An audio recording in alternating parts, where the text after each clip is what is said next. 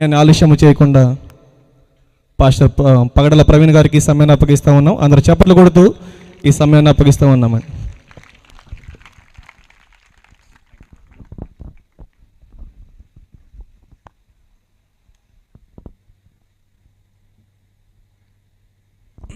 ప్రభువైన యేసుక్రీస్తు నామంలో మీ అందరికీ కూడా శుభములు తెలియజేస్తున్నాను. రాజమండ్రికి నేను కొత్త ఏం కాదు. రాజమండ్రిలో చాలా సంవత్సరాల నుంచి పరిచర్యలో భాగంగా నేను ఉపయోగపడుతూ వస్తున్నాను. ఇక్కడ ఒక శిష్యత్వ శిబిరం దగ్గరలోనే గత 5 ఏళ్ళుగా చేస్తున్నాం. నేను ఎక్కువగా అంటే ఇంత పెద్ద పెద్ద మీటింగుల్లో నాకు కొంచెం భయమేస్తుంది. నేను కొంచెం ఒక 10 మంది, ఒక 15 మంది అలాంటి వాళ్ళ మధ్యలో ఎక్కువగా వాడబడుతూ ఉంటాను. నా పిలుపు అదే నేను అనుకుంటూ ఉంటాను. అయితే నన్ను ఇలా మీ మధ్యలో ఇరికించింది ఎవరంటే నోవా గారు లేచి నిలబడండి సార్ మీరు ఒకసారి, మీరు అలా దాచుకోబాకండి. ఈయన చాలా పెద్ద పని చేశాడు. ఏం చేశాడు? నేను చెప్పాను, అయ్యా ఏమైనా డ్రెస్ కోడ్ ఉందా చెప్పండి అంటే, ఏమీ లేదండి. నేను అక్కడికి అడిగాను, తెల్లబట్టలు వేసుకురావాలా లేకపోతే ఇంకేమైనా ఉందా అని అంటే, అన్నం చూడండి చక్కగా కోట్ వేసుకొచ్చాడు. వేసుకొచ్చాడా? మీరు దగ్గర నుంచి చూస్తే కోటు మీద జింకలు కూడా ఉంటాయి. జింకలున్న కోట అన్నేసుకొచ్చాడు. నేనేమో ఎర్ర సొక్కాలు నిలబెట్టాడు నన్ను. లేదు, నోవా గారు చాలా ప్రేమతో నన్ను నక్కా శ్రీను గారికి సహాయం నన్ను పరిచయం చేశారు. మీరు ప్రేమతో మీలో ఒకటిగా నన్ను ఆహ్వానించినందుకు సహోదరుడు నక్కా శ్రీను వారి కుటుంబానికి నేను, అలాగే స్థానికంగా ఎవరైతే ఈ ప్రోగ్రాం ఆర్గనైజ్ చేస్తున్నారో వాళ్ళందరికీ, నా సహదాసులు, నా సహ పరిచారకులు, నాతో పాటి దేవుని పరిచర్యలో భాగస్వాములైనటువంటి సంగీత బృందం, అలాగే పాటలు పాడేటటువంటి ఆరాధనలో నడిపించినటువంటి స్టీవెన్ గారికి, ఇక్కడ ఉన్నటువంటి సాంకేతిక బృందం అంతటికీ కూడా కృతజ్ఞతలు తెలియజేస్తున్నాను.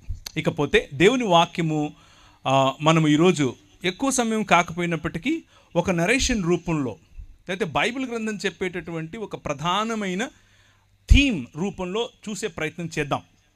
అలా చూడటానికి ముందుగా మనము కొన్ని విషయాలు మనం అర్థం చేసుకోవాలి. బైబిల్ గ్రంథంలో మానవుడు ఎలా పరలోకం చేరాలి అని చెప్పటానికి ఫార్ములా ఇచ్చినట్లుగా కొంతమంది అలా అనుకుంటూ ఉంటారు బైబిల్ గ్రంథం యొక్క ప్రధానమైన థీమ్ గురించి. కానీ అది కాదు బైబిల్ గ్రంథంకు ఉన్నటువంటి ప్రధాన లక్ష్యం. బైబిల్ గ్రంథానికి ఉన్న ప్రధాన లక్ష్యం ఏమిటి అనేది ఈరోజు ఈ సెషన్ ముగించే లోపు మీకు కమ్యూనికేట్ చేయటం, మీకు తెలియచేయటం నేను పెట్టుకున్నటువంటి నా ఎదురుగా ఉన్నటువంటి లక్ష్యం. అయితే అలా చేయటానికి ముందుగా ఒకసారి మత్తయి సువార్త 22వ అధ్యాయాన్ని తీసి చదువుదాం. మనందరం కలిసి చదువుదాము. నేను చదువుతాను, దయచేసి మీరు నాతో పాటి, మీరు ఒకవేళ ఏ భాషలో మీరు బైబిల్ చదివితే ఆ భాషలో నన్ను అనుకరించే ప్రయత్నం చేయండి. 22వ అధ్యాయం 1 నుంచి. యేసు వారికి ఉత్తరమిచ్చుచు తిరిగి ఉపమాన రీతిగా ఇట్లనెను, పరలోక రాజ్యము తన కుమారుని పెండ్లి విందు చేసిన ఒక రాజును పోలి ఉన్నది. ఆ పెండ్లి విందుకు పిలువబడిన వారిని రప్పించుటకు అతడు తన దాసులను పంపినప్పుడు వారు రానొల్లకపోయిరి. ఆ తరువాత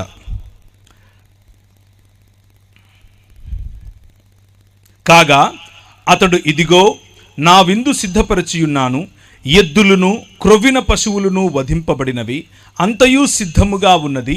పెండ్లి విందుకు రండని పిలువబడిన వారితో చెప్పుడని వేరే దాసులను పంపెను. కానీ వారు లక్ష్యము చేయక ఒకడు తన పొలమునకును మరియొకడు తన వర్తకమునకు వెళ్ళిరి.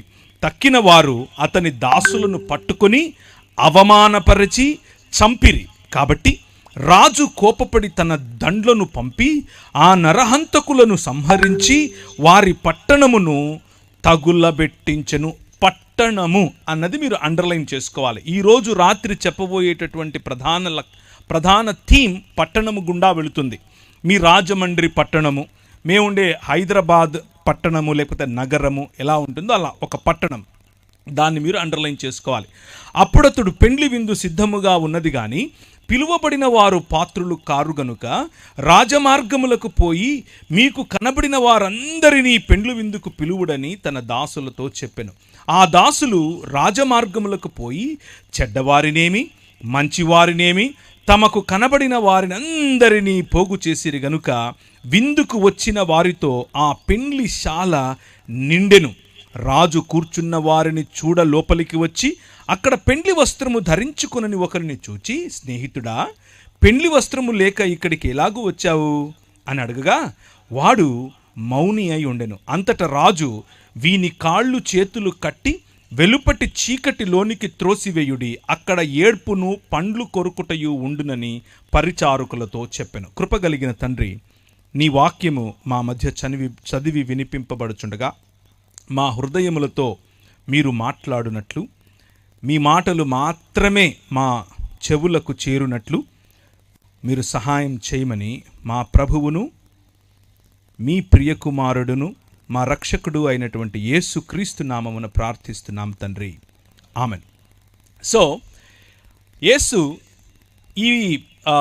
ఈ ఉపమానమును చెబుతూ పరలోక రాజ్యమును గురించినటువంటి ఉపమానం ఇది అని చెప్పాడు. పరలోక రాజ్యము తన కుమారుని పెండ్లి విందు చేసిన ఒక రాజును పోలియున్నది అని చెప్పాడు. దేవుని రాజ్యమును ప్రకటించటానికే ప్రభు అయిన యేసుక్రీస్తు ఈ లోకానికి వచ్చాడు. మనం ఏ విధంగా ఈ ప్రపంచాన్ని విడిచి ఇంకొక లోకానికి వెళ్ళిపోవాలి అన్న ఫార్ములా ఇవ్వటం కోసం వచ్చాడు అని చెప్పటం మతం మాత్రమే.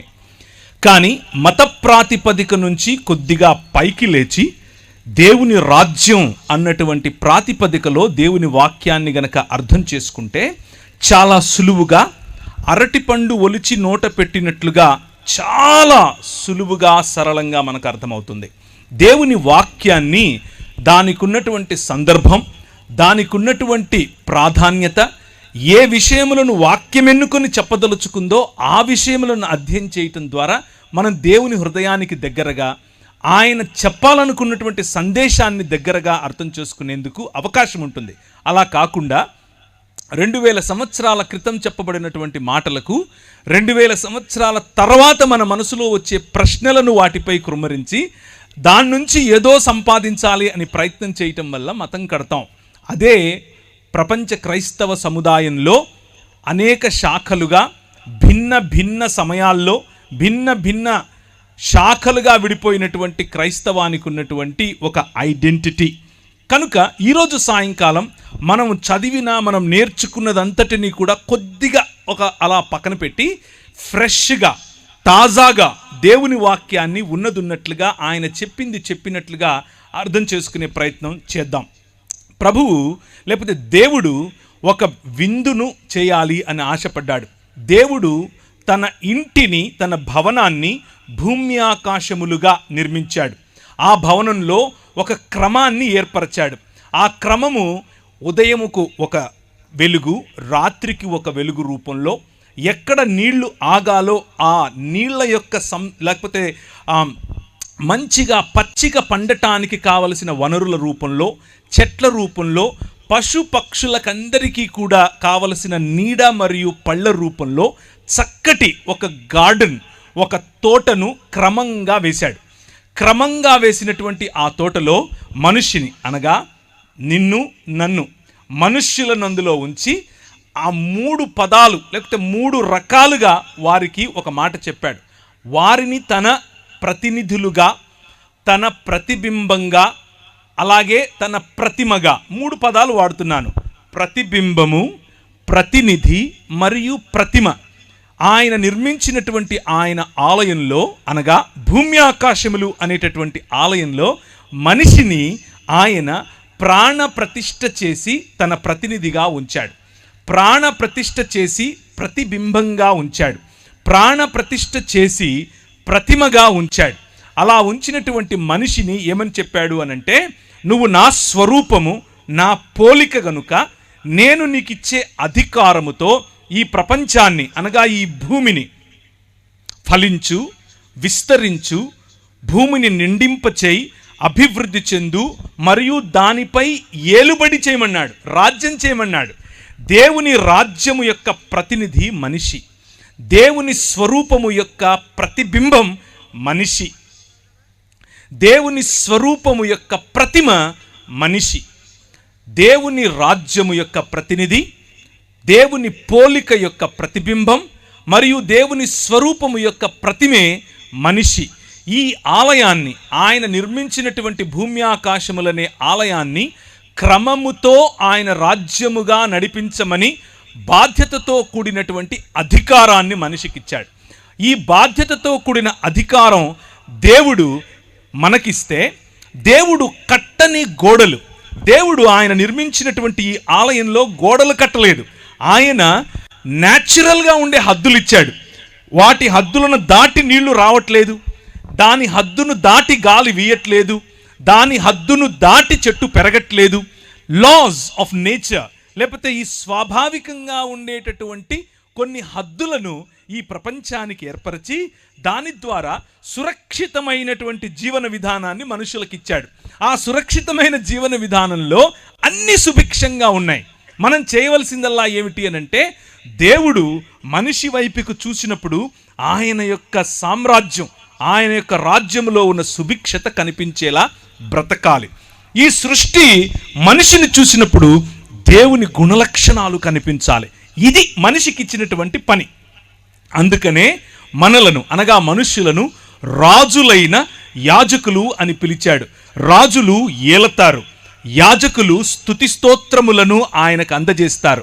సృష్టిలో ఉన్న యావత్ స్తోత్రమును ఆరాధనను తీసుకుని దేవుని వద్దకు పంపించటం యాజకుల పని. అదే మనిషి చేయాలి. అలాగే సృష్టి యావత్తు సజావుగా నడుస్తోంది అన్నటువంటి రాచరికం మనిషి చేయాలి. అదే దేవుడు మనిషి చూసినప్పుడు మనిషిలో కనిపించాలి. ఇది దేవుడు మనిషికి ఇచ్చినటువంటి ఆయన రాజ్యభారం, ఆయన భుజములకు, మన భుజములకు ఇచ్చినటువంటి ఆయన పౌరసత్వం, ఆయన రాజ్యములో ఉన్న పౌరసత్వం. అయితే మనిషి దేవుణ్ణి తిరస్కరించాడు. మైకుల ద్వారా వింటున్నవారు, ఈ ప్రాంగణంలో చూస్తున్నవారు, వింటున్నవారు, అలాగే ఈ లైవ్ ద్వారా వింటున్నవారు, ఈ నరేటివ్ లేకపోతే బైబిల్ చెప్పేటటువంటి మానవ జీవన కథనాన్ని, మానవ మనుగడకు సంబంధించినటువంటి చరిత్రను ఒక్కసారి గమనించండి. నేను చెప్పే వర్షన్ను కూడా, ఇది మీకు బహుశా మీరు విన్నదే అయి ఉండొచ్చు, లేక ఒక కొత్త కోణం అయి ఉండొచ్చు. ఏది ఏమైనా మీకు ఉపయోగపడుతుందేమో. ఒక్క 5 నిమిషాలు ఇటువైపు చూడండి. దేవుడు ఏర్పరిచినటువంటి ఈ రాజ్యంలో మనిషిని దేవుడు నువ్వు ఏలమని చెబితే, మనిషి అంధకార సంబంధమైన దురాత్మ సమూహములుగా ఉన్నటువంటి ఈ లోక మర్యాదకు తలవంచాడు. ఈ లోక మర్యాదకు తలవంచటం కారణం చేత నువ్వు కాదు రాజువు, ఐ యామ్ ద కింగ్ అన్నాడు. నేనే రాజునవుతాను అన్నాడు. ఆయన ఏకఛత్రాధిపతిగా ఉంటూ నిన్ను సామంతరాజుగా ఏలమంటే, కాదు కాదు, నేను సామంతుణ్ణి కాదు, ఐ వాంట్ దట్ సీట్ అన్నాం. నాకు నువ్వు కూర్చున్న సింహాసనం కావాలి అనగా దేవునికి సమానత్వాన్ని మనం కోరుకున్నాం. అలా కోరుకున్న మరుక్షణం అటు పూర్తిగా మనిషిగా బ్రతకలేకపోయాం, ఇటు దేవుడు కాలేకపోయాం. అదే ఈరోజు మనిషి ఉన్నటువంటి స్థితి. ఆ స్థితినే పతన స్థితి అని పిలుస్తారు. దీనినే మూల పాపము అని కూడా పిలుస్తారు. బైబిల్ గ్రంథంలో దీన్నే ఒరిజినల్ సిన్ అని అన్నాం, మూల పాపము. ఈ పాపము కారణంగా ఈ లోకంలోనికి గచ్చపొదలను ఆహ్వానించాం. ఈ పాపము కారణంగా ఈ లోకములోనికి బాధను ఆహ్వానించాం. ఈ దేవుణ్ణి తృణీకరించటం కారణంగా ఈ లోకంలోనికి మనిషికి మధ్య ఉన్న సంబంధాలలో మనం చేదును ఆహ్వానించాం. దేవునితో సంబంధాన్ని కోల్పోయిన కారణం చేత జంతువులు మన మీద తిరగబడ్డాయి, సృష్టి మన మీద తిరగబడింది, గాలి మన మీద తిరగబడింది, నీరు మన మీద తిరగబడింది, భూమి మన మీద తిరగబడింది. మనము అధికారం చేయాల్సినటువంటి ఈ ప్రపంచం మనపై అధికారం చేయటం మొదలుపెట్టింది. కారణం ఏమిటి అనంటే, అంధకార సంబంధమైన దురాత్మ సమూహములకు మనము కొమ్ము కాసేట్లుగా నిర్ణయం తీసుకున్నాం. ప్రభు అన్నాడు, రాజ్యము నాది. మనం అన్నాం, కాదు, నీది కాదు, రాజ్యం నాది అని అన్నాం. దాని పర్యవసానం మనుష్యుల మధ్యలో మనిషికి పొసగకపోవటం. అత్తకు కోడలకు పడదు, అమ్మకు కూతురుకు పడదు, నాన్నకు టీనేజ్ బాయ్కి పడదు. మనం ఏదో ఒక విధంగా సాటి మనిషిని, మన పొరుగువాడిని, మన ఇంట్లో ఉన్నా మన బయట ఉన్నా, మన సమాజానికి చెందినా మన సమాజానికి చెందకపోయినా, ఏదో ఒక రకంగా పొరుగువాడిని మనం దూరం పెట్టడమే నేర్చుకున్నాం. Man rejected the order. దేవుడు ఏర్పరిచినటువంటి క్రమాన్ని విస్మరించినటువంటి, క్రమాన్ని వ్యతిరేకించినటువంటి మనిషి క్రమం కోల్పోయిన కారణం చేత అక్రమస్తుడయ్యాడు. అక్రమములో బ్రతకటం నేర్చుకున్నాడు. దాని కారణంగానే సోదరుణ్ణి చంపాడు. దాని కారణంగానే పొరుగువాడి భార్యను తెచ్చుకున్నాడు. ఇలా జరుగుతూ ఉన్న క్రమంలో మనిషి సాటి మనిషి నుంచి రక్షణ కోసం, సాటి జంతువు నుంచి రక్షణ కోసం, ఈ సృష్టి నుంచి రక్షణ కోసం గోడలు కట్టుకోవటం మొదలుపెట్టాడు. దాన్నే పట్టణములు అంటారు, నగరాలు అని అంటారు. నేను హైదరాబాద్ నగరంలో ఉంటాను, హైదరాబాద్ పట్టణంలో ఉంటాను. మీరు ఏ విధంగా అయితే రాజమండ్రి పట్టణంలో ఉంటారు. ఈ రాజమండ్రి పట్టణం ఈ రోజుకు ఒకవేళ శాటిలైట్ సిటీ అంతా రాలేదని మీరు అనుకుంటున్నారా? వచ్చేసింది, ఎలాగో మీకు కూడా తెలుసు, బోర్డ్స్ కూడా కనిపిస్తూ ఉన్నాయి కదా. నగరాల్లో ఏమేమి ఉంటుంది అని అంటే ఎత్తైన ఇళ్ళు ఉంటాయి. ఒకటే అపార్ట్మెంట్లో ఒక 600 ఇళ్ళుంటాయి. ఒకటే అపార్ట్మెంట్లో ఒక లిఫ్ట్ ఉంటుంది, పొడుగు పైకి వెళ్ళిపోద్ది. లిఫ్ట్లోకి ఎక్కుతాం, కానీ పక్కనుడు ఎవడో మనకు తెలియదు. వాడిని చూస్తే తల కిందించుకోవటం, మాట్లాడడం. వాళ్ళెవడో తెలీదు, మనమేవడో తెలీదు. పిలిస్తే ఎక్కడ అతుక్కుంటాడో అని భయం, మాట్లాడితే ఎక్కడ అంటుకుంటాడో అని భయం. మా పక్కింటోడి పేరు నాకు తెలియదు, ఎదురింటోడి పేరు తెలియదు. వాళ్ళు బయట బోర్డులు పెట్టుంటారో వాళ్ళ పేర్లు, అంతవరకు చదివి ఉంటాను. కానీ ఆ బోర్డు, ఆ మనిషి పేరు ఏదైతే ఉందో ఆ మనిషి నిజానికి ఎవరు అనేది మనకు తెలియదు. ఇదే మానవుడు నిర్మించుకున్నటువంటి నగరాలంటే ఇలాగుంటాయి. మనకు అనిపిస్తుంది మనలాంటి వాళ్ళు అనేకులు ఒక చోటుకు వచ్చారని, కానీ మనకంటే భిన్నంగా ఉన్న వాళ్ళు అంతకంటే ఎక్కువ మంది ఒకే చోటికి రావటం. అలా మనుష్యులు కేవలం నగరాలే కాదు, సంస్కృతులను నిర్మించుకున్నారు. కేవలం సంస్కృతులే కాదు, వారు నాగరికతలను నిర్మించుకున్నారు. నాగరికతలను నిర్మించుకుని రండి మనం ఎక్కిపోదాం అనుకుని దేవుని కంటే, దేవుడు చేసే పరిపాలన ఏంటి మేము చేయలేమా అన్నట్లుగా వాళ్ళు ఇమారత్తులు కట్టడం, మినారెట్లు కట్టడం మొదలెట్టారు. బబులోను అనే నగరం దానికే సాదృశ్యం. నిమ్రోదు సమయంలో కట్టిన బాబేలు గోపురం దానికే సాదృశ్యం. మనుష్యులొక్కటై దేవుణ్ణి ఛాలెంజ్ చేయటమే ఈ లోక మర్యాద. మనుష్యులొక్కటై దేవుని ఎదుట నిలబడి రండి వారి కట్లు విప్పుదుము అని భూరాజులు తమలో తాము మాట్లాడుకుంటున్నారు. చూసారా? 2వ అధ్యాయం కీర్తనల గ్రంథం, దాని సారం ఇదే. మనిషి దేవుని యొక్క సన్నిధిని తృణీకరించటం, దాని కారణం చేత మనిషి అలా మనిషిగా బ్రతకలేకపోవటం, దేవుడు ఎలాగూ కాలేకపోయాడు. ఇదే మనిషికి ఉన్నటువంటి సమస్య. దేవుణ్ణి తిరస్కరించటం కారణం చేత హీ సాట్ ఫర్ సేఫ్టీ. ఆయన సంరక్షణ కోసం వెదికాడు. ఆ సంరక్షణలో పొరుగువాణ్ణి కోల్పోయాడు. ఆ సంరక్షణలో బంధాలు కోల్పోయాడు. ఆ సంరక్షణలో నాది నాది నాది అనుకొని కొంతమందిని పోగేసుకుని ఒక కులంగా మారాడు.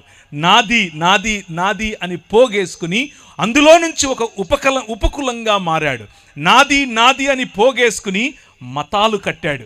నాది నాది అని పోగేసుకుని మతాలు, కులాలు, ఉపకులాలు, అలాగే తెగలు, ఫలానా భాషకు చెందిన అంటూ అందరూ ఒక చోటుకొచ్చి నగర నిర్మాణం అని అనుకుంటున్నారు. నిర్మాణం మంచిదే, దేవుని వాక్యం చెబుతుంది నిర్మాణం మంచిది, డెవలప్మెంట్ ఈజ్ గుడ్, వికాసం మంచిది.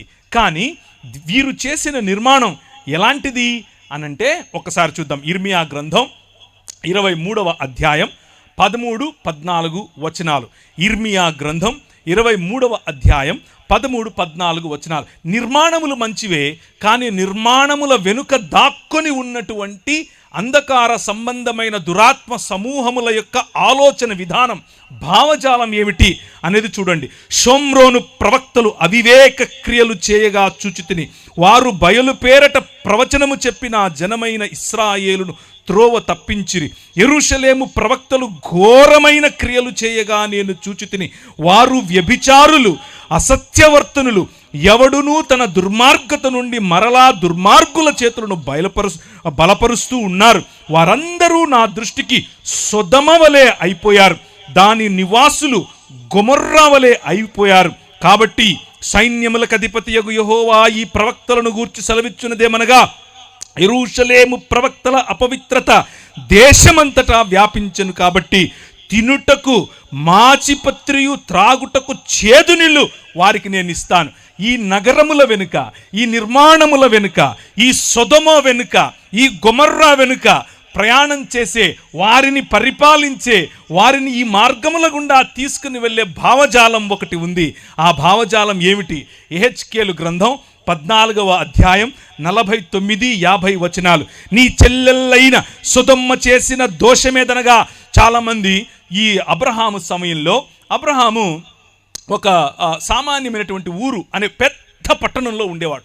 ఊరు అనేది ఆ రోజుల్లో చిన్న ఊరు కాదు, ఒక పట్టణం. ఆ పట్టణం మెసొపొటేమియా ప్రాంతానికి కేంద్రం. మెసొపొటేమియా అనేది ఆ రోజుల్లో ఈరోజు అమెరికా ఎలాంటిదో అలాంటిది. ఆ రోజుల్లో ఊరు అనంటే ఈరోజు అమెరికాలో ఉన్న వాషింగ్టన్ లాంటిది, లేకపోతే న్యూయార్క్ లాంటిది, లేకపోతే లాస్ ఏంజలస్ లాంటిది. అలాంటి దేశంలో, అలాంటి పట్టణంలో ఉన్నటువంటి అబ్రహామును దేవుడు అన్నాడు, come out of it, I am the king అని పిలిచాడు.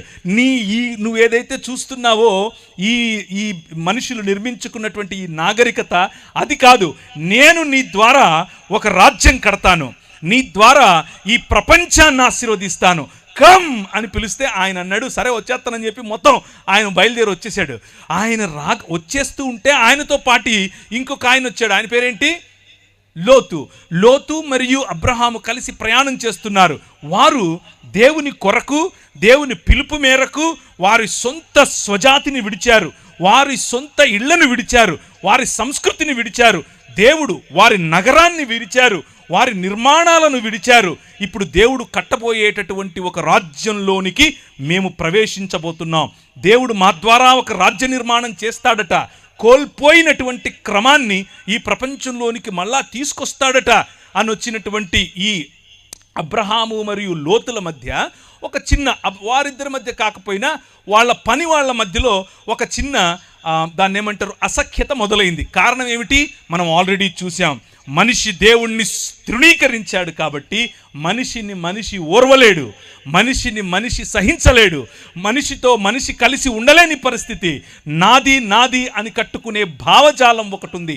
ఆ భావజాలం లోతు మరియు ఆయన ప్రజలపైన పనిచేసింది.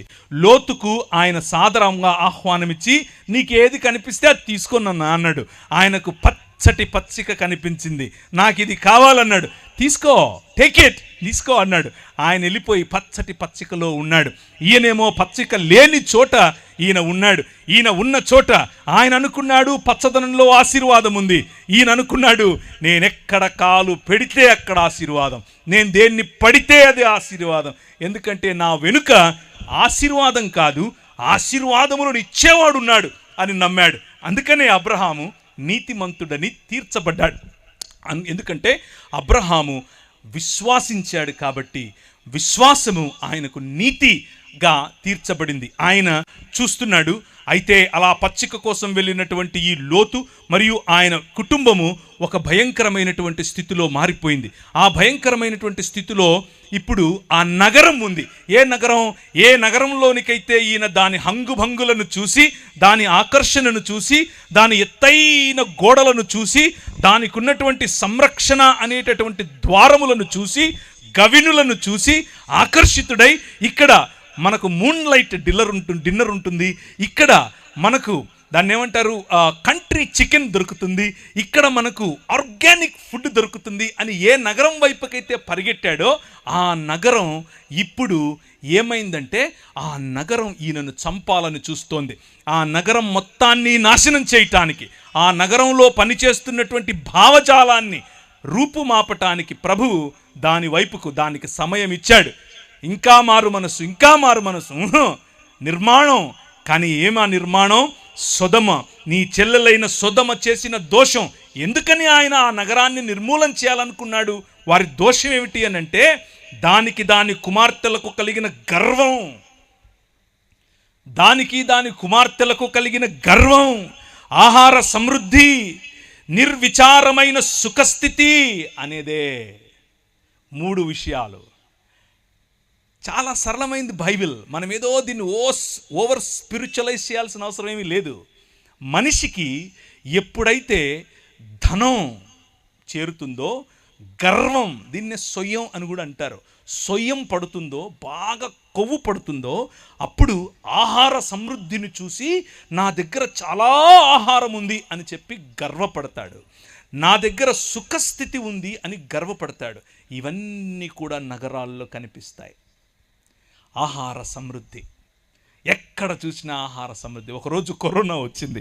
కరోనా వస్తే ఒక ఆయన దాన్ని ఏమంటారు, మనకు వాట్సాప్లలో చాలామందికి ఇప్పుడు లాక్డౌన్ పెడుతున్నారంట, ఇక మీకు భోజనాలు గిజనాలు ఉండవు, ముందే పోయి కొనుక్కోండి అంటే, నేను నా పిల్లలు భోజనం చేయాలి అని చెప్పి కారు వేసుకుని బయలుదేరి వెళ్ళిపోయాను.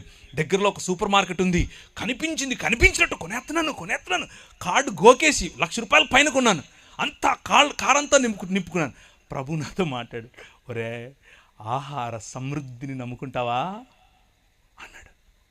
నగరాలు, మనం నిర్మించుకునే సిస్టమ్స్, మన పంటలు, మనం నిర్మించుకునే నిర్మాణాలు, మనం ఆశపడే మన సమృద్ధి, మనం దేనిపైన ఆధారపడాలనుకుంటున్నాం అనేటటువంటి మన భావజాలం, అది నీ చెల్లెలైన సొదొమ చేసిన దోషమేదనగా దాని కుమార్తెలకును కలిగిన గర్వం, ఆహార సమృద్ధి, నిర్విచారమైన సుఖస్థితి అనున్నదే.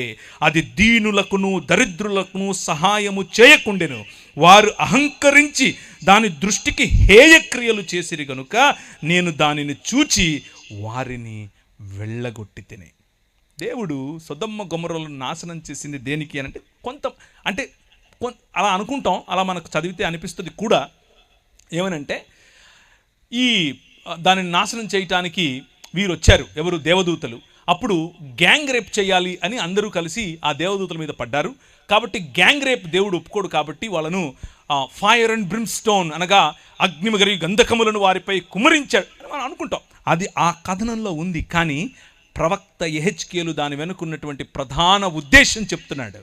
వారు దేవదూతల మీద పడకముందే, పురుషగాములుగా మారకముందే, స్త్రీలు స్త్రీగాములుగా మారకముందే, పశు సంభోగులుగా మారకముందే, వారికి ఉన్న మోరల్ స్టాండర్డ్ పడిపోకముందే వారి మనసులోకి వచ్చినటువంటి మూల పాపం, వారి మనసులోకి వచ్చినటువంటి నిజమైన పాపం ఏమిటో తెలుసా? గర్వం. వారి మనసులోకి వచ్చినటువంటి నిజమైన పాపం ఏమిటో తెలుసా? నిర్విచారమైన సుఖస్థితి, ఆహార సమృద్ధి. కానీ వారి కళ్ళకు దరిద్రులు కనబడటం లేదు, దీనులు కనబడటం లేదు. అహంకరించి హేయక్రియలు చేయటం, అహంకారం. నగరాల్లో కనిపించే అహంకారం, డబ్బుకు కనిపించే అహంకారం, అందానికి కనిపించే అహంకారం, ఫ్యాషన్ ఉద్యమాల్లో కనిపించే అహంకారం. అందం తప్ప? నో. దేవుడు అందాన్ని చేశాడు, నీ శరీరాన్ని అందంగా చేసింది ఆయనే. డబ్బు తప్ప? కాదు. సకల సృష్టికి, సృష్టిలో ఉన్న సకల సమృద్ధికి ఆయనే కారణభూతుడు. నిర్మాణం తప్ప? నో. ఆయన నీకంటే గొప్ప నిర్మాణకుడు. భూమ్యాకాశములనే ఆలయాన్ని ఆయనే నిర్మించాడు. ఏంటి తప్పుక? వీటిని చూసుకుని నువ్వు మదం ఎక్కుతున్నావే, అది తప్పు, అది తప్పు. అందుకు నా దృష్టికి హేయక్రియలు చేసింది కనుక నేను దానిని చూచి వారిని వెళ్ళగొట్టి తిని. అయితే ఆ నగరాల్లో ధనం, జ్ఞానం, సొమ్ము, గర్వం, బీదల పట్ల న్యాయం చెయ్యలేని తనం, గర్వం, మానవత్వం, అన్యాయం కనిపిస్తూ ఉంటే అబ్రహాము లేచి నిలబడి ఇప్పుడు మాట్లాడుతున్నాడు. ఇప్పుడు మన ప్రభు అయిన మన దేవునికి ఉన్నటువంటి హృదయాన్ని మీ ముందుంచుతాను. నగరాల పట్ల, మానవ నిర్మితాల పట్ల, మానవ సివిలైజేషన్స్ పట్ల, మానవ సంస్కృతుల పట్ల, మానవ ఈ సమాజముల పట్ల దేవునికి ఉన్నటువంటి మనస్సు మీకు చెప్తాను. ఆయన మనతో సంభాషించాలనుకుంటున్నాడు. ఆయన మనం ఏదైనా చెబితే వినాలనుకుంటున్నాడు.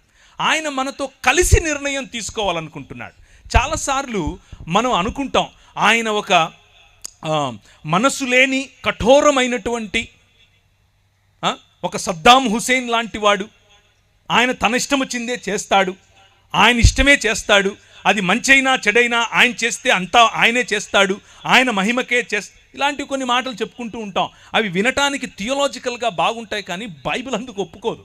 బైబిల్ ఏమంటుందో తెలుసా?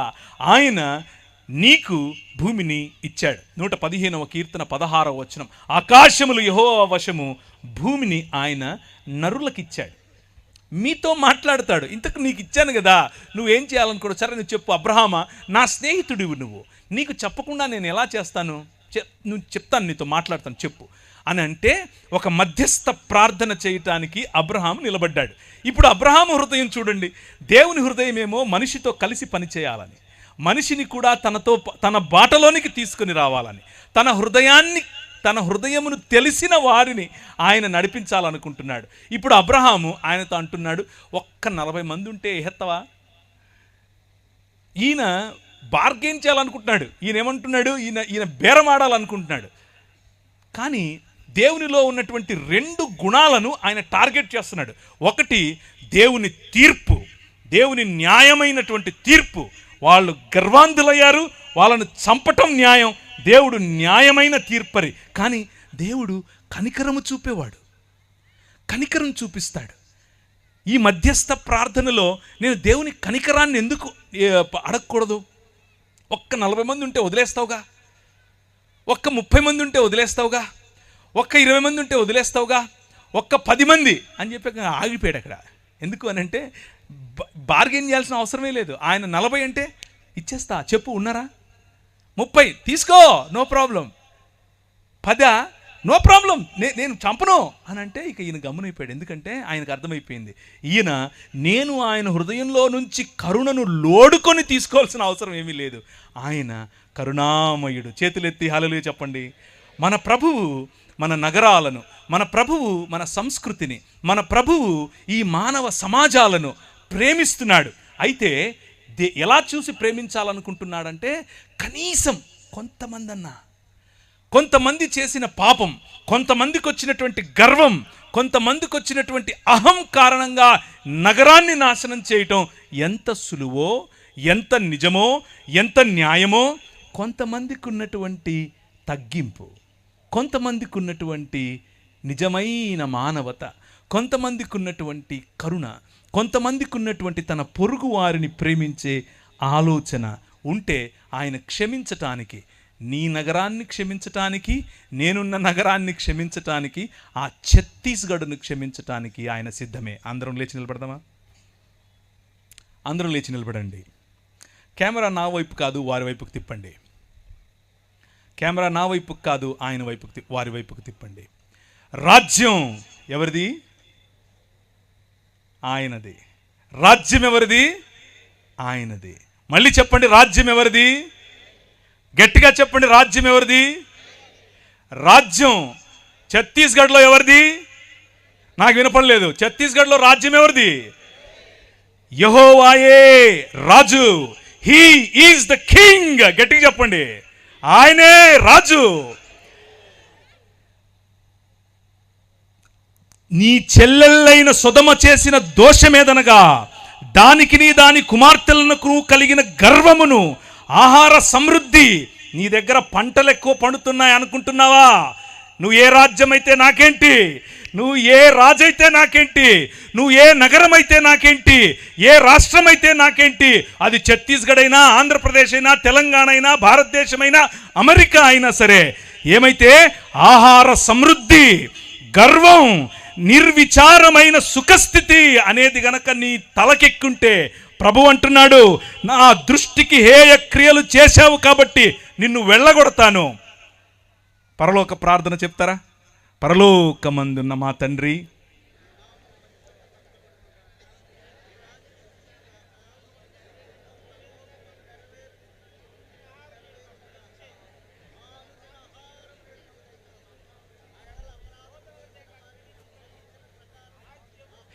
రాజ్యము, శక్తి, మహిమ నీదే.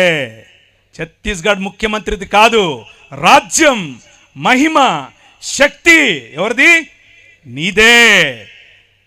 1వ తారీఖట క్రైస్తవులనట అక్కడ ఊచకొత్త కోస్తారట. ఆకాశమందు సింహాసనాసీనుడైన వాడు వారిని చూసి నవ్వుతున్నాడు.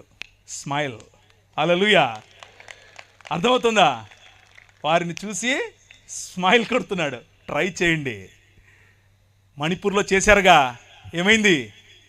రాజ్యం ఎవరిది? మళ్ళీ చెప్పండి, రాజ్యం ఎవరిది? దయచేసి కూర్చోండి. ఇదే మధ్యస్థ ప్రార్థన ఆ రోజు అబ్రహాము చేశాడు. రాజ్యం నీది, ఆ నగరం నీది, ఆ నగరంపై రాజు నువ్వు. ఆ నగరంలో ఉన్న వాళ్ళని ఎలా చంపేస్తావు? చంపవు. వారి పట్ల మంచి హృదయం నీకుంటుంది. ప్రభువు వారితో మాట్లాడి నగరాల పట్ల ఆయనకున్నటువంటి నగరాల పట్ల మనం చేయాల్సిన మధ్యస్థను మనకు నేర్పిస్తూ వారిరువురు అక్కడి నుంచి వెళ్ళిపోయారు. ఈరోజు రాత్రి ఊరికే పడుకోవద్దు. ఈరోజు రాత్రి ఈ విషయం తెలిసిన నువ్వు ఛత్తీస్గఢ్లో 1వ తారీఖునట 1000 మంది క్రైస్తవులను చంపితే గనక చంపాలి అని పిలుపునిచ్చారు ఒక ధర్మగురువు. ధర్మప్రభువులు చంపడమే తెలుసు. ఈ రాజు, నీ రాజు, ఈ రాజుకు చంపటం కాదు, కమ్ రా అని మరణాన్ని ఆలింగనం చేసుకోవటం నేర్పించాడు. హల్లెలూయా. ఏం ఆలింగనం చేసుకోవటం నేర్పించాడు? మరణాన్ని ఆలింగనం చేసుకోవటం నేర్పించాడు. ఎందుకో తెలుసా? సొదొమ గొమొర్రా పట్టణాలకు భవిష్యత్తు లేదు, కానీ ఆ రాజ్యంలో అయినా ఈ రాష్ట్రంలో అయినా క్రైస్తవ సమాజానికి భవిష్యత్తు ఉంది. ఏంటా భవిష్యత్తు? పునరుత్థానం. హల్లెలూయా. పునరుత్థానం కలిగి మనం లేవబోతున్నాం. పునరుత్థానం కలిగి మనం లేచినప్పుడు ఈ ప్రపంచం చూడబోతోంది ద కింగ్డమ్ ఆఫ్ గాడ్, దేవుని రాజ్యం. ఇది ప్రకటించటానికి మీ రాజు వచ్చాడు. మతం కడతాను అంటే ఎట్లా? మనం మతమూలం కాదు, రాజ్యం, దేవుని రాజ్యం, ద కింగ్డమ్ ఆఫ్ గాడ్. ఒక శ్లోకం చదువుతాను, వినండి.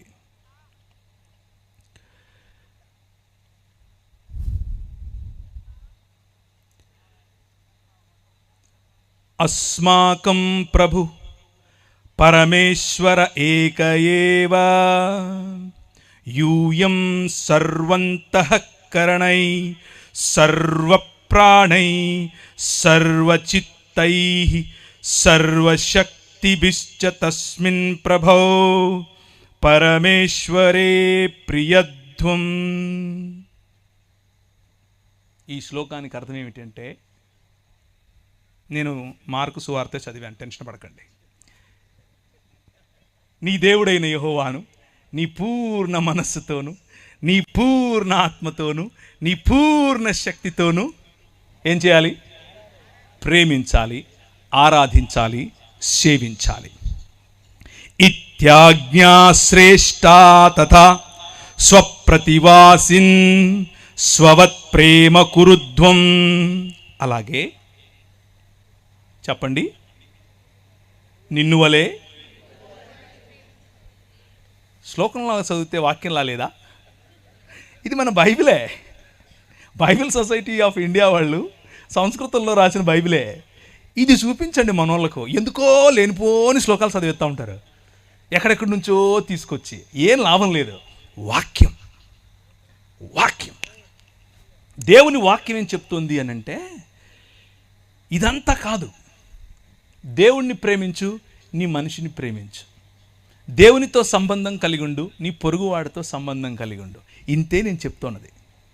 నువ్వేదో మతం కట్టక్కర్లా, నువ్వు క్రైస్తవ మతం అస్సలు కట్టక్కర్లా. యోహాను చెరపట్టబడిన తరువాత యేసు ఈశుర్గాలీల్ ప్రదేశమాగత్య ఈశ్వర రాజ్యస్య సుసంవాదం ప్రచారయాన్. ఆయన యోహాను చెరపట్టబడినప్పుడు గలిలియ ప్రాంతములోనికి వచ్చి దేవుని రాజ్యమును ప్రకటించుచుండెను. కథయామాస కాల సంపూర్ణ ఈశ్వర రాజ్య ఇచ్చ సమీపమాగతం అతో హేతోర్యూయం మనాంసి వ్యావర్తయద్వం సుసంవాదే చ విశ్వాసిత. మీ మనసులను మార్చుకొని దేవుని రాజ్యము వైపుకు రండి అని ఆయన దేవుని రాజ్యమును ప్రకటించెను. శ్లోకంలో చెప్తే, అంటే శంఖంలో పోస్తే తప్ప నీళ్ళు తీర్థమవు టైప్లో అలా చెప్తే ఇప్పుడు మీకు అర్థమైందా? ఆయన వచ్చి చెప్పింది దేవుని రాజ్యం గురించి, క్రైస్తవ మతం గురించి కాదు, మనం కట్టుకున్న శాఖల గురించి కాదు. దేవుని రాజ్యం చెప్పాడు. దేవుని రాజ్యంలో ఉండాల్సిన లక్షణాలు ఏమిటి అని అంటే సొయ్యం లేకపోవటం, గర్వం లేకపోవటం, బీదల పట్ల మనస్సు ఉండటం. అలా ఉంటే దాన్ని సొదొమ రాజ్యంగా చూస్తాడు, దానిని మానవ నిర్మాణమైనటువంటి ఒక నగరంగా చూస్తాడు. కానీ ఆయన రాజ్యం నీ పొరుగు వారిని ప్రేమించటం, ఆయన రాజ్యం నీ దేవుడైన యెహోవాను ప్రేమించటం. కాగా 4వ వచనం మీరు చదివినటువంటి వాక్య భాగంలో నుంచి, కాగా అతడు ఇదిగో నా విందు సిద్ధపరచి ఉన్నాను, ఎద్దులను క్రొవ్విన పశువులను వధింపబడినవి, అంతయు సిద్ధముగా ఉన్నది, పెండ్లి విందుకు రండని పిలువబడిన వారితో చెప్పుడని వేరే దాసులను పంపెను గాని వారు లక్ష్యము చేయక ఒకడు తన పొలమునకును మరి ఒకడు తన వర్తకమునకు వెళ్ళిరి. దేవుడు ఒక రాజ్యమును నిర్మిస్తాను అని చెప్పి అబ్రహామును పిలిచాడు. అబ్రహాము ఒక రాజ్యమును నిర్మించటం కోసం వస్తే ఒక నగరం పాడవటం చూశాడు. కానీ తన పిల్లల పిల్లలు ఇంకొక నగరానికి బానిసలుగా కొనిపోయారు. ఆ నగరం ప్రపంచాన్నేలేటటువంటి ఐగుప్తు దేశం యొక్క నగరం, ప్రపంచానికి ఇప్పుడు కేంద్ర బిందువు. ఆ నగరంలో గొప్ప గొప్ప పిరమిడ్లు కడుతున్నారు. మా ఊర్లో ఏ విధంగా అయితే ఇప్పుడు కడుతున్నారో సేమ్ అలాగే అన్ని సంస్కృతులు ఇలాగే మొదలయ్యాయి, ఇలాగే హెచ్చయ్యాయి, అలాగే సర్వనాశనమయ్యాయి.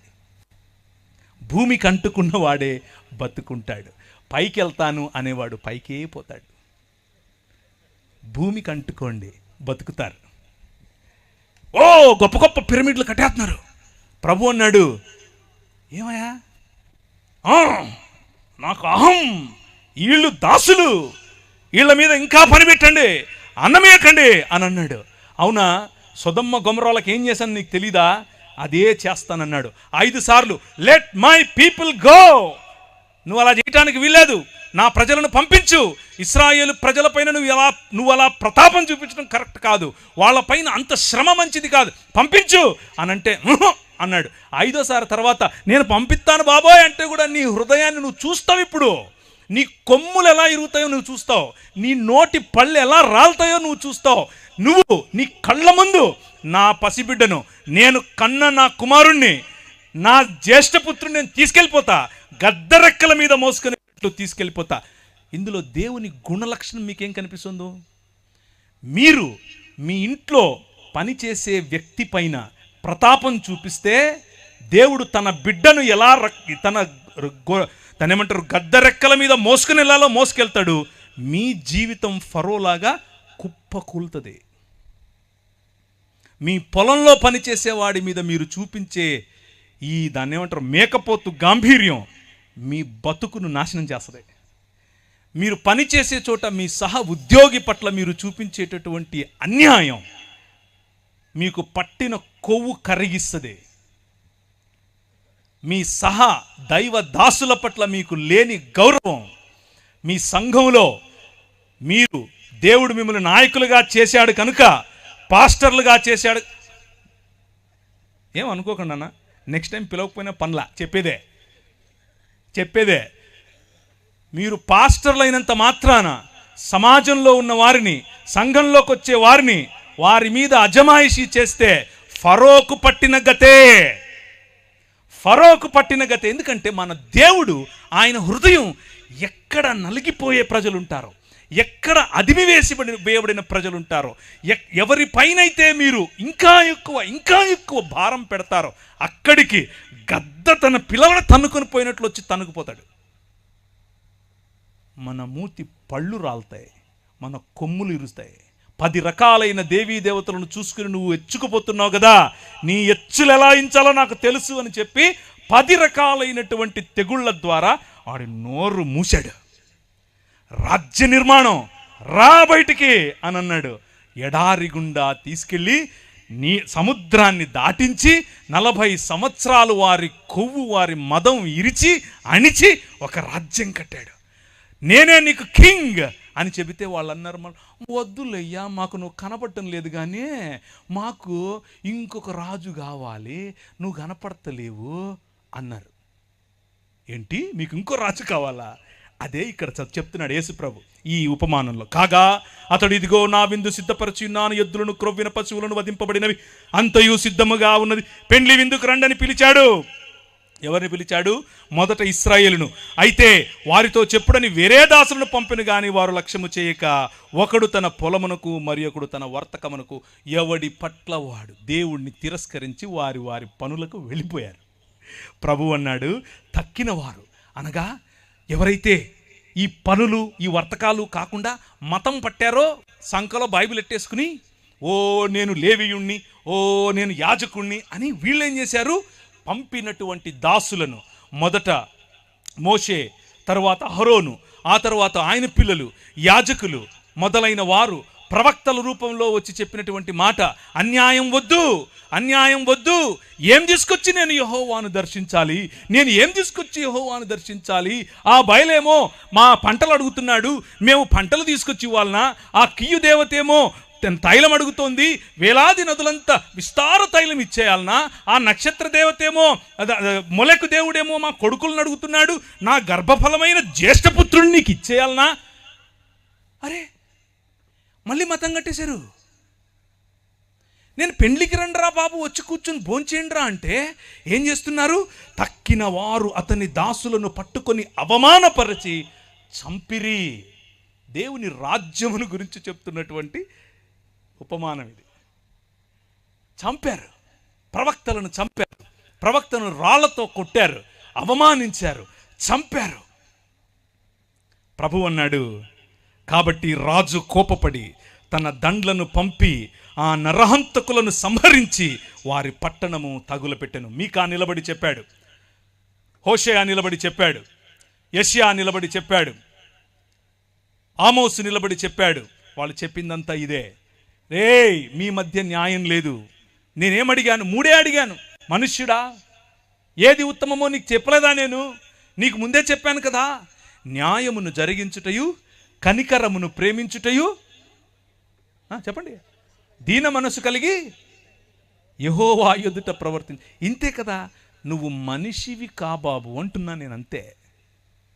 నువ్వు మనిషివి, మనిషి అవ్వు. ధనం చూపించి సొయ్యం చూపించుకో. నీ దగ్గరున్న ఆస్తి చూపించి ఎచ్చుకుపోకు. నీ దగ్గరున్న అందం, కులం, ధనం, సంపాదన వగైరా వగైరా వగైరా, నీ నిర్మాణం, మీ ఇల్లు, ఇవి చూపించి హెచ్చులకెళ్ళకు. మూడే అడుగుతున్నా. న్యాయం జరిగించు, కనికరాన్ని ప్రేమించు, దీన మనస్సు కలిగి యెహోవా ఎదుట బ్రతుకు. అదే మనుష్యుడంటే. ఇదే క్రైస్తవం. మనం లేదు లేదు మతం కావాలి మాకు, వేలాది నదులంతా. ఎందుకు? నేను అడిగానా? నా కొడుకునిచ్చేస్తాను. ఎవడు? ఎందుకు? నేను అడిగానా? అది ఎవడు? మొలక అడుగుతాడు, నేను కాదు. నా పంటలు ఇచ్చేస్తాను దేవా, ఎవరు అడుగుతారు? బయలు అడుగుతాడు. కంపారిజన్ మనము మతంతో దేవునికి చేశాం. కాబట్టి రాజు కోపపడి తన దండ్లను పంపి, ఏ దండ్లు? నెబుకద్నెజరు అనే దండు. ఆయన గుర్రాలట చిరుతపులులాగా ఎగిరాయట. వీళ్ళను చెరపట్టుకుని వెళ్ళారు. 600 పైచిలుకు సంవత్సరాలు చెరలో బ్రతికారు. దాన్నే మరణం అని అంటారు. హోషేయ గ్రంథం 6వ అధ్యాయం 2వ వచనం దీనికి ప్రమాణం. యెహోవాయే మనలను కొట్టెను, ఆయనే మనలను బాగు చేయును. 2 దినములైన తరువాత ఆయన సముఖమందు బ్రతుకున్నట్లు 3వ దినమున ఆయన మనలను స్థిరపరచును. 2 దినాలైన తర్వాత అనగా 3వ దినమున మనల్ని బ్రతికిస్తాడు అని చెప్పుకుంటున్నటువంటి ఇశ్రాయేలు ఎలా బ్రతికిస్తాడు? ఎలా బ్రతికిస్తాడు చెప్పనా? ఆదో వాద ఆసీత్ సచవాద ఈశ్వరేణ సార్థమాసీత్ సవాద స్వయమీశ్వరయేవ. ఆదియందు వాక్యముండెను, వాక్యము దేవుని యొద్దై ఉండెను, వాక్యము దేవుడై ఉండెను. ఆ వాక్యము శరీరధారి అయి కృపా సత్య సంపూర్ణుడిగా మన మధ్య అవతరించెను. లేకపోతే డేరా వేసెను. కూర్చున్న మీరు వింటున్నారు. గర్వము, పొగరు, ధనం వగైరా వగైరాల యొక్క నిర్మాణముతో దేవునికి దూరమైన మానవ సమాజాన్ని తిరిగి మానవ సమాజముగా మార్చటం కోసం గలిలయ ప్రాంతంలో నిలబడి దేవుని రాజ్యం వచ్చేసింది అని చెప్పింది ఇంకెవరో కాదు, స్వయంగా దేవుడే. స్వయంగా ఆది యందున్నటువంటి వాక్యమే ఏ వాక్యమైతే దేవుని వద్ద ఉండేనో ఆ వాక్యమే, ఏ వాక్యమైతే దేవుడై ఉండేనో ఆ వాక్యమే, ఏ వాక్యమైతే కలిగి ఉన్నదేదియు ఆయన లేకుండా కలుగలేదు అని చెప్పారో ఆ రాజు మన మధ్యకు వచ్చేశాడు. ఆయన పురాతన కాలం మొదలుకొని శాశ్వత కాలము తన ప్రత్యక్షతలు చూపిస్తూ వస్తూ ఉన్నాడు. ఆ రాజును చివరికి మన వద్దకు పంపాడు. అంత్య దినములందు ఆయన మన మధ్యకు పంపాడు. అప్పుడు అతడు పెండ్లి కాబట్టి రాజు కోపం వారి పట్టణము తగిలిపెట్టాడు. అప్పుడు అతను పెండ్లి విద్య సిద్ధముగా ఉంది కానీ పిలువబడిన వారు పాత్రులు కారు గనుక రాజమార్గములకు పోయి మీకు కనబడిన వారు అందరినీ పెండ్లి విందుకు పిలువడని తన దాసులతో చెప్పెను. This is what commissioning of gospel is. ఈ దేవుని రాజ్యం ఇప్పుడు ఇశ్రాయేలుకు మాత్రమే కాదు, అబ్రహాము యొక్క పిల్లలైన నా పైన విశ్వాసముంచు ప్రతి ఒక్కరిది పిలవండి అని అన్నారు. అపోస్తలులకు పరిశుద్ధాత్మను మీరు పొందుకుంటారు.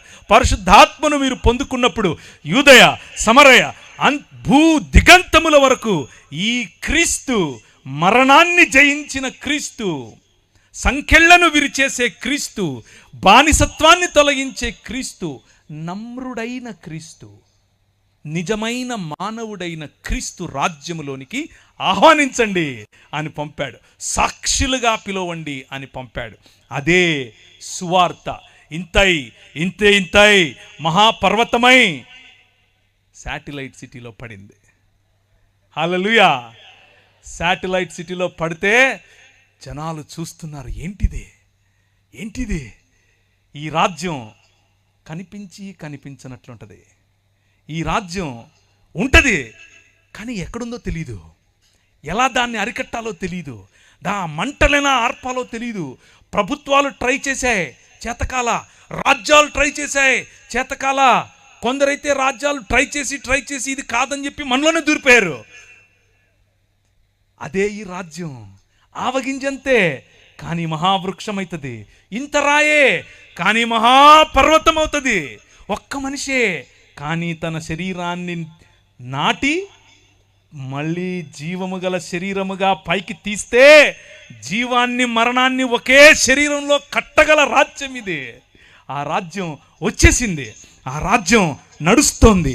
ఆ దాసులు రాజమార్గమునకు పోయి చెడ్డవారినేమి మంచివారినేమి తమకు కనబడిన వారందరినీ పోగు చేసిరి గనుక విందుకు వచ్చిన వారితో ఆ పెండ్లిశాల నిండిపోయెను. ఛత్తీస్గఢ్లో 1000 మందిని వేస్తామంటే భయపడేదా ఈ రాజ్యం? ప్రపంచమంతా విస్తరించిన రాజ్యం. హల్లెలూయా. ప్రపంచమంతా, నువ్వు వెళ్ళిన దేశం, నువ్వు వెళ్ళిన ప్రతి ఊరిలో విస్తరించిన రాజ్యం. ఎక్కడెక్కడ నాపుతావు నువ్వు? నెత్తికి నామాలు ఎట్టుకుని పిలిచేయగానే కత్తులు ఎట్టుకొని చంపేస్తానే అయిపోద్దా? ఇది కాదు. ఇలా మీరు ఎప్పుడో చేస్తారని ఎప్పుడో చెప్పాడు మన ప్రభు. ఎప్పుడో 2000 సంవత్సరాల క్రితమే చెప్పాడు. కానీ భయం కాదు. మరణాన్ని కౌగిలించుకునే సమాజం క్రైస్తవ సమాజం వైలెన్స్కు వెళ్ళే సమాజం కాదు. వీటన్నిటిని చూపించి మీ పిల్లలకి నేర్పించాల్సింది ఏంటో తెలుసా? వాళ్ళు వస్తున్నారు మనం ఎత్తేసుకుందాం కాదు, ప్రేమించండి.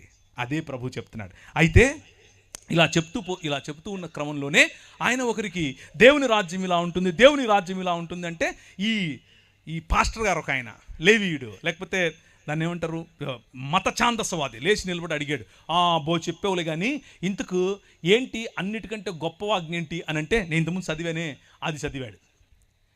మరి నువ్వు చెప్పావుగా అయిపోయింది కానంటే, కాదు ఇంతకు నా పొరుగోడెవడు అని అడిగాడు. నా పొరుగోడెవడు? ఛత్తీస్గఢ్ నా పొరుగువాడేనా? మా ఊర్లో ఉన్నవాడే నా పొరుగువాడు కాదు, మా ఇంటి పక్కనోడే నా పొరుగువాడు కాదు. నగరాలు మాకు అవే నేర్పాయి, మరి మేము కట్టుకున్న నిర్మాణాలు అవే నేర్పాయి. మనుష్యుడు సృష్టించుకున్న సంకల్పం, మనుష్యుడు సృష్టించుకున్న సిస్టమ్స్, మనుష్యుడు సృష్టించుకున్న వ్యవస్థలు మనిషికి దూరం చేస్తాయి. ఇంత బైబిల్ తెలిసిన వ్యక్తి ఏమడుగుతున్నాడు అని అంటే, నాకు పొరుగువాడెవడు? ఒక గోడ కట్టేసుకుని ఇశ్రాయేలు వాడు మాత్రమే నా పొరుగువాడు అని అనుకుంటున్నాడు. లేకపోతే ఆ ఇశ్రాయేలీల్లో ఉన్నటువంటి పరిసయుడు మాత్రమే నాకు పొరుగువాడు అని ఈయన అనుకుంటున్నాడు. ప్రభు అన్నాడు, కాదు బాబు, ఒకడు నీలాంటివాడే వెళ్తూ ఉంటే అని బాగా చితకబాది పడేస్తే ఒక ఆయనేమో నీలాంటివాడే వెళ్ళాడు, తాకూడదు అని చెప్పి వెళ్ళిపోయాడు. ఇంకొక ఆయన వెళ్ళాడు, ఆయన కూడా మనకు సంబంధం లేదు నేను వెళ్ళిపోయాడు. కానీ నువ్వు ఎవరినైతే దూరం పెట్టాలనుకుంటున్నావో, ఎవరైతే నువ్వు తాకకూడదు అనుకుంటున్నావో ఆ మనిషి చూశాడు, వచ్చి వాడి కట్లు కట్టి ఒక పెద్దమ్మ ఇంట్లో పెట్టి వాడికి కావలసిన భోజనం పెట్టమ్మా, మందులు ఇవ్వమ్మా, నేను మళ్ళీ వచ్చినప్పుడు నీకు ఏదైనా బాకీ ఉంటే తీరుస్తానులే అని చెప్పాడు. ఇప్పుడు చెప్పు, ఎవరు నీ పొరుగువాడు? యేసు ప్రభువు తన రాజ్యం యొక్క పరిధిని కేవలము ఇశ్రాయేలు కాదు, కేవలం నీ మతం కాదు, సర్వమానవాళి, సర్వమానవ ఏక శరీరం, ఒక్క శరీరంగా మనుషులందరినీ మార్చే ఉద్యమం, ఆ ఉద్యమాన్ని ఆయన తెరతీశాడు. ఆ ఉద్యమానికి తెరతీసే క్రమంలో కొన్ని గురుగులుంటాయి, కొన్ని గోధుమలుంటాయి. వింటున్నవారు ఆయన మొదలుపెట్టినటువంటి ఉద్యమమును గురించి ప్రకటించగా విన్నారు. ఇక్కడ ప్రాంగణంలో కూర్చున్నవారు, మైకుల ద్వారా వింటున్నవారు, లైవ్ ద్వారా చూస్తున్నవారు ఆ ఉద్యమంలో భాగమవ్వాలనుకుంటున్నారా? నిజమైన మనుష్యత వైపుకు, నిజమైన దేవుడు ఒప్పుకునే మనుష్య జీవన విధానం వైపుకు రావాలనుకుంటున్నారా? మీ ఎదురుగా నేను చూపించే ఒకే ఒక్క ఉదాహరణ ప్రభువైన యేసు క్రీస్తు. ఆయనలో పాపం, దోషం, బలహీనత కనిపించదు. భూమి ఆకాశములను సృజించిన వాడైనప్పటికీ సాధారణమైన మనిషిగా న్యాయమును జరిగించటానికి, కనికరమును ప్రేమించటానికి, దీన మనస్సు కలిగి యెహోవా ఎదుట జీవించటానికి మన ముందుకు సాధారణమైన మనిషిగా వచ్చాడు. ఆయనే ఏమని చెప్తున్నాడు అనంటే, అందరినీ పిలవండి, అందరినీ, కనబడే వారందరినీ పెండ్లి విందుకు పిలవండి. వాళ్ళు వెళ్ళి చెడ్డవారేమి మంచివారేమి తమకు కనబడిన వారందరినీ పోగు చేసిరి గనుక విందుకు వచ్చిన వారితో ఆ పెండ్లి శాల నిండెను. రాజు కూర్చున్న వారిని చూడ లోపలికి వచ్చి అక్కడ పెండ్లి వస్త్రము ధరించుకొనని ఒకరిని చూచి స్నేహితుడా అని పిలుస్తున్నాడు. ఇది రాజు పని, నీ పని కాదు. ఈరోజు క్రైస్తవుల్లో చాలామంది రాజులవ్వాలని చూస్తున్నారు. ఖబర్దార్, నువ్వు రాజువు కాదు, నువ్వు మనిషివి, నువ్వు సాధారణమైన మనిషివి. నువ్వు ప్రకటించినటువంటి నీ విశ్వాసంలోనికి, నువ్వు ప్రకటించినటువంటి నీ మత శాఖ పరిధిలోనికి ప్రజలు రాలేదని చెప్పి ఆ పెండ్లి దుస్తులేవి అని అడిగే హక్కు నీకు లేదు. నువ్వు పిలవాలి, అందరినీ పిలవాలి, నీ నగరం కోసం పిలవాలి, మధ్యస్థగా నిలబడి పిలవాలి, నీ శాటిలైట్ సిటీని పిలవాలి, రాజమండ్రిని పిలవాలి, హైదరాబాద్ను పిలవాలి, జంగారెడ్డిగూడెంను పిలవాలి, విశాఖపట్నంను పిలవాలి, అన్ని నగరాలను పిలవాలి. పిలవడమే నీ పని. వచ్చిన వారు దేవునికి అర్హులా కాదా చూసుకునేది ఆయన పని. ఆయన అడుగుతాడు. ఆయన వాళ్ళనే కాదు, నిన్ను కూడా అడుగుతాడు. ఏమేసుకున్నావు నువ్వు అని. ఓ అందరినీ పిలిచావు, మరి నీ వస్త్రాలేవి అని కూడా అడుగుతాడు. ఈ ఒక్క మాటను వినండి, నేను ముగిస్తాను. ఏ ఒక్కడూ లేడు, ఏ ఒక్కడూ లేడు. లిపిర్యథాస్తే నైకోపి ధార్మికో జనః తథా జ్ఞానీశ్వర జ్ఞానీ మానవ కోపి నాస్తి. విమార్గగామినః సర్వే సర్వే దుష్కర్మకారిణః ఏకో జనోపి నో తేషాం సాధుకర్మ కరోతి చ. రోమిలకు రాసిన పత్రిక 8 చదివాను. రోమిలకు రాసిన పత్రిక 3వ అధ్యాయం 10, 11, 12. ఏ ఒక్కడు లేడు, నీతిమంతుడు ఒక్కడు లేడు, నువ్వు కూడా కాదు. నీ నీతి నీ స్టాండర్డ్స్కు సరిపోతుంది, అక్కడ పెట్టుకో.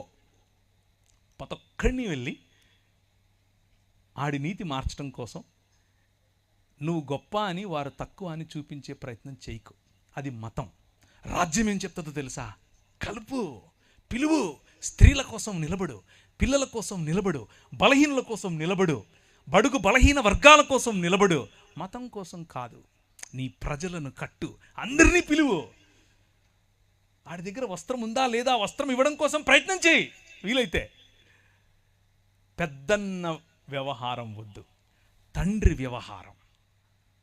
ఈ రాత్రి సువార్త చెప్పేవారికి రాజ్య సువార్త ఎలాగూ చెప్పాం. మనలో మనం నేర్చుకోవాల్సినటువంటి రాజ్య సువార్తకు సంబంధించిన విలువలు సాటి మనిషిని, సాటి విశ్వాసి అని మాత్రమే కాదు, సాటి మనిషిని గౌరవించటం, సాటి మనిషిని ప్రేమించటం. ఇదే దేవుని రాజ్యం. ఈ దేవుని రాజ్య స్థాపనలో మనందరము ఐక్యపడాలి, మనందరం కలిసికట్టుగా పనిచేయాలి, ప్రేమతో ఈ రాజ్యాన్ని కట్టాలి. ఎందుకు అనంటే రాజ్యం నీది. తర్వాత రాజ్యము ఇప్పుడేగా చెప్పారు. ఎందుకనగా రాజ్యం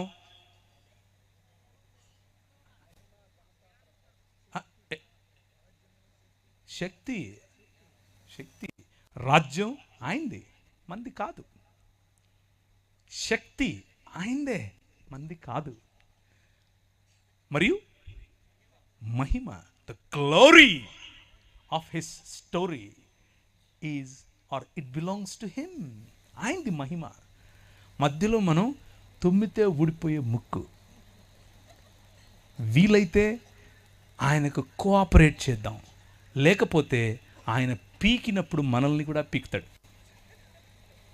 గురుగులతో పాటి, అంటే గోధుమలు అనుకుంటూ మనం ఉన్నాం కదా, మనల్ని కూడా పీకుతాడు. జాగ్రత్త పడాలి. Let's bow our heads. తలలుంచుకుంటే ప్రార్థించుకుందాం. నేను అనుకున్నాను ఎవరైనా ఆవులిస్తారేమో ఆపేద్దామని. మీరెవరూ ఆవులించలేదు. దాన్ని బట్టి నాకు అర్థమైంది ఏంటంటే మీరు కథలు బాగా వింటారు. కంటిన్యూనా? పర్లేదు, ఎక్కువ చేస్తే కొడతారు. తలలుంచుకోండి, ప్రార్థిద్దాం. ప్రభు వైపుకు చూద్దాం. దేవుని రాజ్యం గురించి ఈరోజు విన్నారు. మతం గురించి, మతంలో ఉన్న అనేకమైనటువంటి అంశాలు మీకు ఎలాగో తెలుసు.